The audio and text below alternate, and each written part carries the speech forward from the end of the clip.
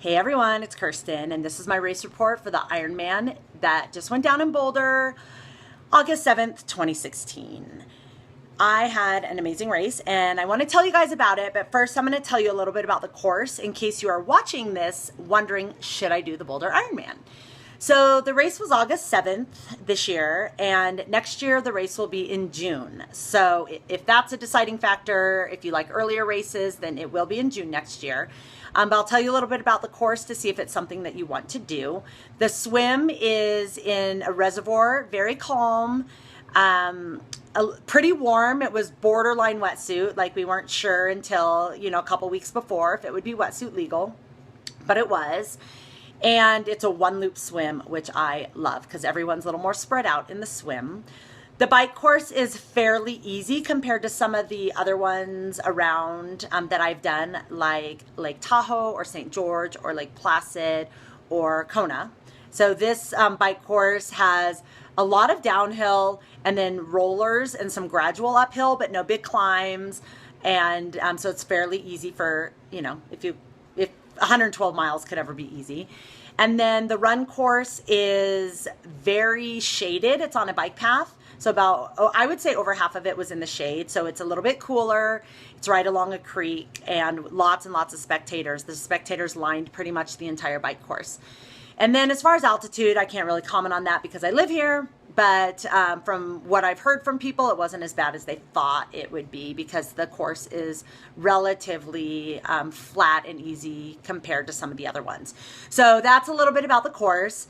About my race, I had an amazing race. I beat my goal time, and that was my big, lofty, scary goal that I only set about a month ago. Originally, I wanted to break 11:30. This was my 12th Ironman, and my best time I've done so far is 12 hours. And that was in Florida on a very flat, very, very, very, very flat course. But I wasn't in great shape, and I'm in really good shape right now. So I had a feeling I pretty much knew I could PR, but I was happy to, my goal was to break 11:30, and that would put me about top 10 in my age group. So that was my original goal. Well, this year I started training in March, and I did 7 races leading up to the Ironman, and I did really well in all my races. They all went exactly as planned. I made every single goal I set. And so about a month ago, I decided to change my goal, which was even scarier, to 11:59:59. No, my bad. Sorry, I got excited. 10:59:59. Because then not only would I break 12 hours, but I would break 11 hours. And I thought, again, if all goes perfectly on race day, which, it could or it couldn't, then I could do that. So I woke up race morning earlier than I've ever woken up for a race before because I decided to sleep at home instead of sleeping somewhere closer to the start. And I live about an hour away. So I ended up waking up at 3:30 so that I could be out of the house at 4 or a little bit before 4 to get to the high school, to take the bus and get on the bus by 5 to get to the reservoir before 5:30 so I could line up at the swim at 6. And the swim started at 6:20. So all those times went right as planned. So I knew it was going to be a great day. It was a little cooler in the morning, which I was very grateful for. And I lined up. It was a rolling start, which I love rolling starts. This is my first rolling start this year. All my swims, all my races have been wave starts, which if you've ever seen any of my race reports, I hate wave starts. So I was really excited for the rolling start. And I knew my time would be right around an hour. So I decided to line up in the under an hour at the very back instead of the front of the hour to hour 10. So I lined up under an hour right at the very back. And the swim was perfect. It was pretty spread out. There was a couple times where it got a little crowded, but for the most part, I could see really well. I got I ordered goggles the 2 days before, and I overnighted them. So I got my goggles at 6:30 the night before, but they were perfect. They worked well. I ended up swimming. It's a one loop swim, which again, I also love that because then it's nice and spread out. And I ended up making my swim goal was under an hour, and I got 59 something. So right under an hour, which was exactly what I wanted to do.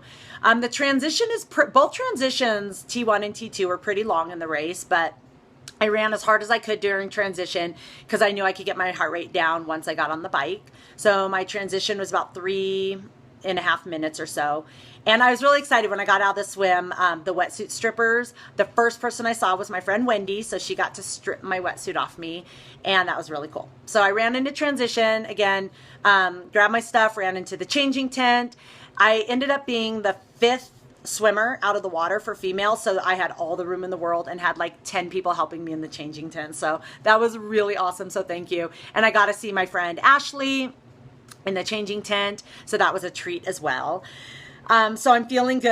I'm off on my bike, and I don't wear a watch when I run or when I race, and I don't have a bike computer, so I really didn't know my time. But as I was leaving transition, the clock said 103 something, like 103.50 something. So I knew between the bike and between the swim and my transition, I was right on track. So I knew my transition and my swim together were under an hour and 4 minutes. So I went off on the bike, and I had a little cramp at first, but it went away pretty quickly. I think because I was running pretty fast through transition and I was excited. And I started off on the bike, and the first 23 miles of the bike course are pretty flat the first 5 miles, and there's some rollers for 5 miles, then some rollers for more 5 miles, and then you head back to the reservoir.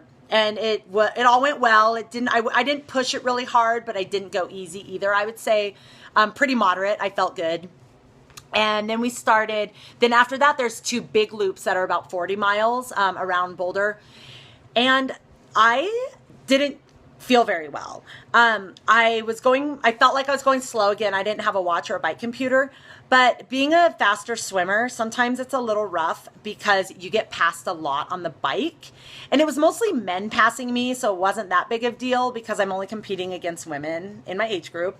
But it was still kind of, I don't know, it made me feel like I was going really slow, and then I felt tired. So miles 30 through 60 were a little rough, but not like hard. I never felt like, oh my God, this is miserable, I'm not going to make it.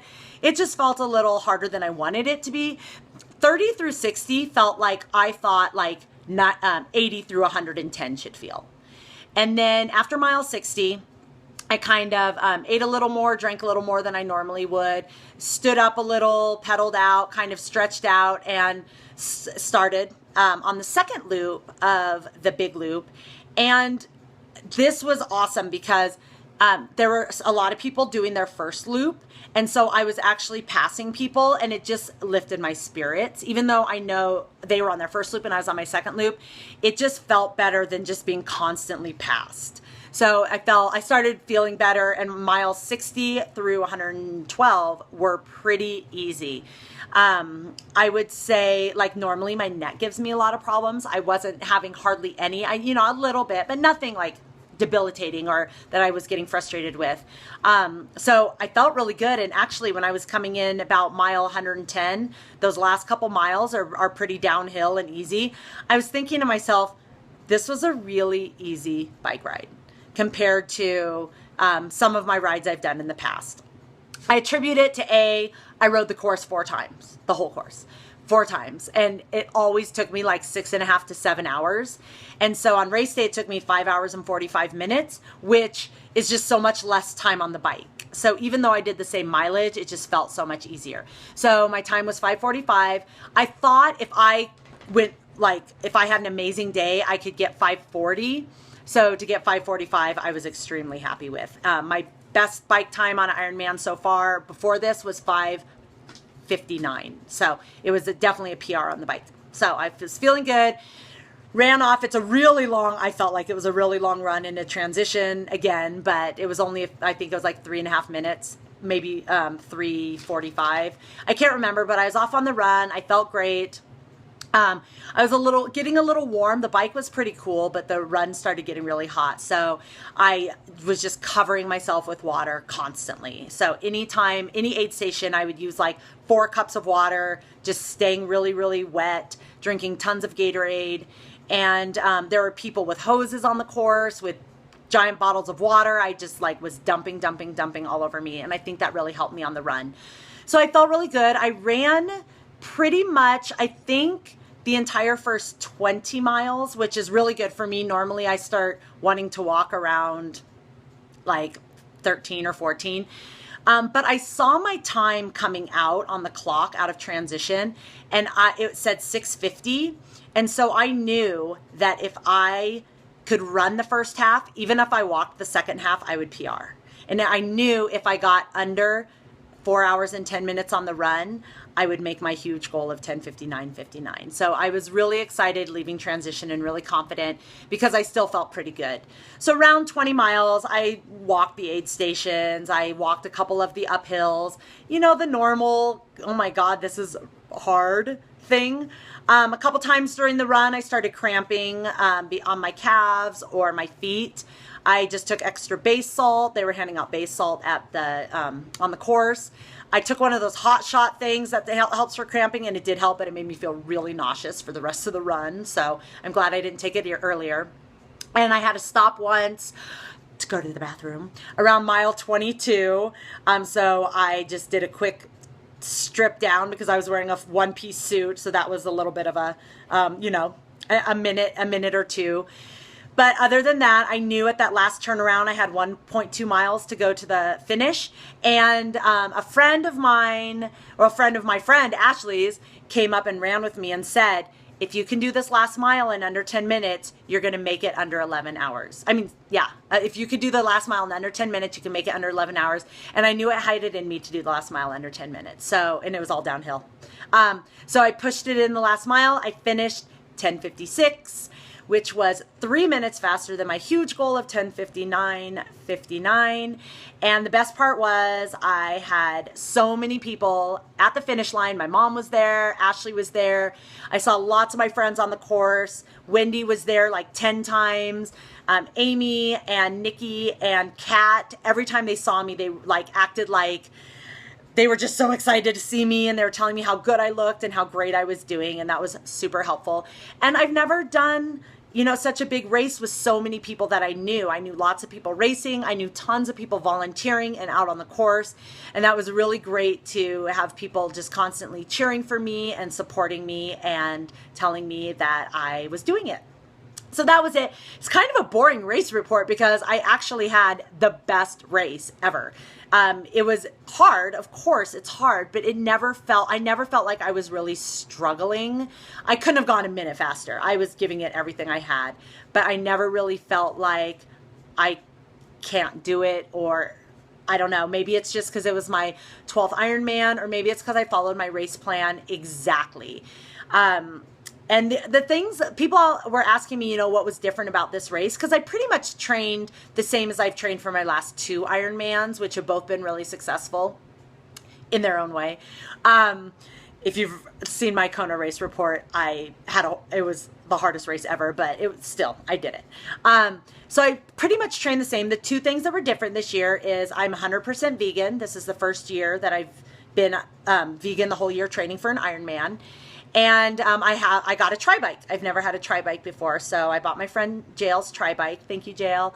And it was my first Ironman on a tri-bike. So those are my 2 changes for this year. Other than that, I trained pretty much the same as I did the last 2 Ironmans. And everything just worked out for me on the day of the race. So I'm really grateful. I had an amazing time. Next year, I am doing Boulder in June, so I hope to see you guys there. And thank you to everyone for watching this. Thank you to everyone who was cheering for me and supporting me. And I hope to see you guys soon. Okay, bye.